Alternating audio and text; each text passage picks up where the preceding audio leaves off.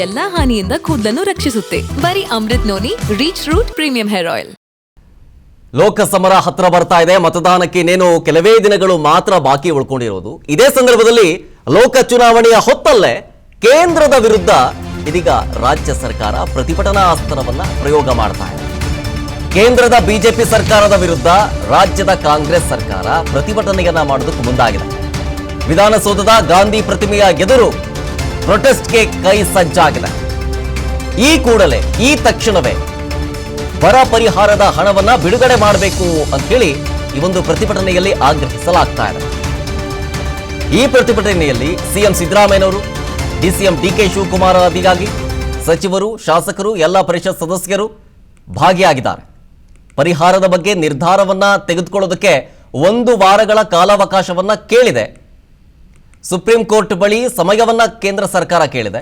1 ವಾರ ಯಾಕೆ, ಈ ಕೂಡಲೇ ತಕ್ಷಣ ಹಣವನ್ನ ಬಿಡುಗಡೆ ಮಾಡಬೇಕು ಅಂತ ಹೇಳಿ ಒತ್ತಾಯಿಸಿ ಕಾಂಗ್ರೆಸ್ ಪ್ರತಿಭಟನೆಯನ್ನ ಮಾಡೋದಕ್ಕೆ ಮುಂದಾಗಿರೋದು.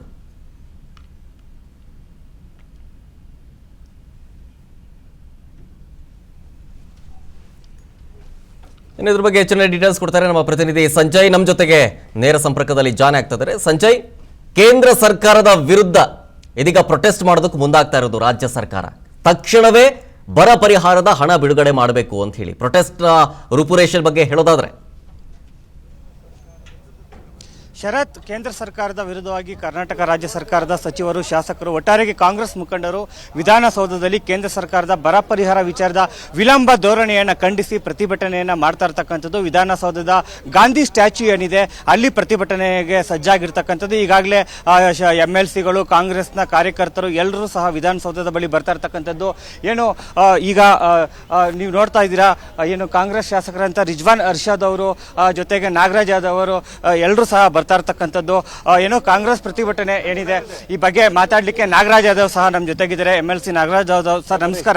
ಏನಂತಂದ್ರೆ ಇವತ್ತು ಕಾಂಗ್ರೆಸ್ ಕೇಂದ್ರ ಸರ್ಕಾರದ ವಿರುದ್ಧ ಪ್ರತಿಭಟನೆ ಮಾಡ್ತಾ ಇದೆ ಸರ್. ಏನು ಬರ ಪರಿಹಾರ ವಿಳಂಬ ಆಗ್ತಾ ಇದೆ ಅಂತ ಹೇಳಿ? ಬರ ವಿಳಂಬ ಅಲ್ಲ, ಬರ ಪರಿಹಾರ ಕೊಡಲೇ ಇಲ್ಲ ಅಂತಕ್ಕಂಥದ್ದು ವಿಚಾರ. ಈಗಾಗಲೇ ನಾವು ನೋಡಿದ್ವಿ, 6 ತಿಂಗಳಿಂದ ನಾವು ಕೇಂದ್ರ ಸರ್ಕಾರದ ಹಲವಾರು ಮನವಿಗಳನ್ನ ಮಾಡಿದ್ವಿ. ಪ್ರಧಾನಮಂತ್ರಿಗಳ ಹತ್ರ ಮನವಿ ಮಾಡಿದ್ವಿ, ಗೃಹ ಸಚಿವರ ಹತ್ರ ಮನವಿ ಮಾಡಿದ್ವಿ, ಫೈನಾನ್ಸ್ ಮಿನಿಸ್ಟರ್ ಹತ್ರ ಮನವಿ ಮಾಡಿದ್ವಿ. ಯಾವುದಕ್ಕೂ ಕೂಡ ಸ್ಪಂದಿಸಲಿಲ್ಲ. ಅವ್ರು ಅರ್ಥ ಮಾಡ್ಕೋಬೇಕಾಗ್ತದೆ. ಒಕ್ಕೂಟ ವ್ಯವಸ್ಥೆನ ಸದೃಢಗೊಳಿಸಬೇಕು, ಈ ಪ್ರಜಾತಂತ್ರ ವ್ಯವಸ್ಥೆನ ಉಳಿಸಬೇಕು ಅನ್ನೋದಾದ್ರೆ, ಪ್ರಜಾತಂತ್ರ ವ್ಯವಸ್ಥೆನ ಉಳಿಬೇಕು ಅಂದ್ರೆ ಒಕ್ಕೂಟ ವ್ಯವಸ್ಥೆನ ಸದೃಢಗೊಳಿಸಬೇಕಾದ್ರೆ ರಾಜ್ಯಗಳನ್ನು ಸದೃಢಗೊಳಿಸಬೇಕಾಗ್ತದೆ. ಇಡೀ ದೇಶದಲ್ಲಿ 1 ವಾರ ತೆರಿಗೆ ಕೊಡ್ತಾ ಇರೋದು 2ನೇ ದೊಡ್ಡ ರಾಜ್ಯ ಆಗಿರ್ತಕ್ಕಂಥದ್ದು. ಮತ್ತು ನಾವು ಬೇಡಿಕೆ 18,000 ಕೋಟಿ ರೂಪಾಯಿ ಬೇಡಿಕೆ ಇಟ್ಟಿದ್ದೀವಿ. ಅವರದೇ ಕೇಂದ್ರ ಅಧ್ಯಯನ ಸಮಿತಿ ಬಂದು ಹೋಗಿದೆ. ಅವರ ರಿಪೋರ್ಟ್ ಮೇಲೆ ಆದ್ರೂ ಒಂದು ಸ್ವಲ್ಪ ಇಂಟರ್ವ್ಯೂ ಕೋರ್ಟ್ ಹೋಗಿದ್ರಿ. ಕೋರ್ಟ್ ಕೂಡ ಒಂದು ಆದೇಶ ಮಾಡಿರ್ತಕ್ಕಂಥದ್ದು. ಕೇಂದ್ರ ಸರ್ಕಾರ 1 ವಾರ ಟೈಮ್ ಅನ್ನ ತೆಗೆದುಕೊಂಡಿದೆ. ಕೋರ್ಟ್ಗೆ ಹೋಗ್ಬೇಕಾದ ಅನಿವಾರ್ಯ ಕಾರಣಗಳನ್ನ ಸೃಷ್ಟಿ ಮಾಡಿದ್ದೇ ಕೇಂದ್ರ ಸರ್ಕಾರದವರು. ಯಾಕೆಂದ್ರೆ ಅವರ ಮಲತಾಯಿ ಧೋರಣೆಯನ್ನ ನಾವು ಪ್ರತಿಭಟಿಸಿ ಕೋರ್ಟ್ಗೆ ಹೋಗಿರ್ತಕ್ಕಂಥದ್ದು. ಕೋರ್ಟಲ್ಲಿ ಕೂಡ ಅಟಾರ್ನಿ ಜನರಲ್ ಮತ್ತು ಸಾಲಿಸಿಟರ್ ಜನರಲ್ ಇವತ್ತಿನ ದಿವಸ ಮನವಿ ಮಾಡ್ತಾರೆ, ನಮ್ಗೆ ನೋಟಿಸ್ ಕೊಡಬೇಡಿ, ಅವಮಾನ ಆಗ್ತದೆ ಅಂತ. ಎಂತ ಹೀನಾಯ ಸ್ಥಿತಿಗೆ ಬಂದಿರಬೇಕು ಕೇಂದ್ರ ಸರ್ಕಾರ ಆಡಳಿತ ಅಂತ ವಿಚಾರ ಹೇಳ್ತಾ ಇದೆ. 1 ವಾರ ಟೈಮ್ ತಗೊಂಡಿದ್ದೀರಲ್ಲ, ಅಂದ್ರೆ ಇವತ್ತೇ ಬಿಡುಗಡೆ ಮಾಡಿ ಅಂತ ಇವತ್ತಿನ ಪ್ರತಿಭಟನೆ. ಖಂಡಿತವಾಗ್ಲೂ ಕೂಡ ಇವತ್ತು ಈ ಕ್ಷಣದಲ್ಲೇ ರಿಲೀಸ್ ಮಾಡಬೇಕು ಅಂತ ಆಗ್ರಹ ಮಾಡ್ತೀವಿ. ರಾಜ್ಯದ ರೈತರ ಪರ ಇದು ಚುನಾವಣೆಗೋಸ್ಕರ ಮಾಡತಕ್ಕಂಥ ಹೋರಾಟ ಅಲ್ಲ.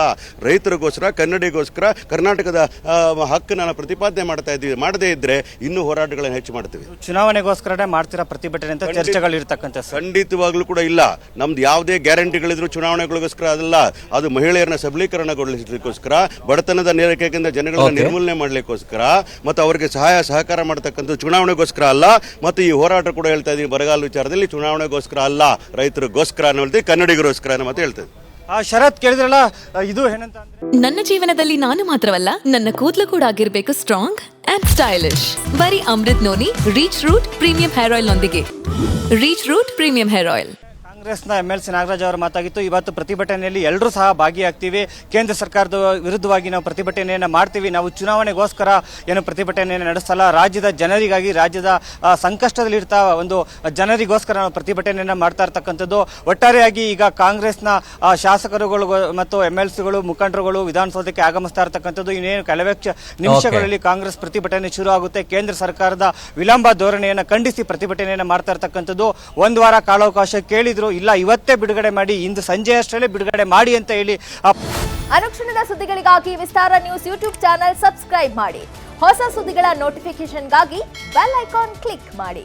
ಲೇಟೆಸ್ಟ್ ಅಪ್ಡೇಟ್ಸ್ಗಾಗಿ www.vistaranews.com ವೆಬ್ಸೈಟ್ಗೆ ವಿಸಿಟ್ ಮಾಡಿ. ಅಂಗೈಯಲ್ಲೇ ಜಗತ್ತಿನ ಸುದ್ದಿ ತಿಳಿಯಲು ವಿಸ್ತಾರ ನ್ಯೂಸ್ ಕನ್ನಡ ಆಪ್ ಡೌನ್ಲೋಡ್ ಮಾಡಿ.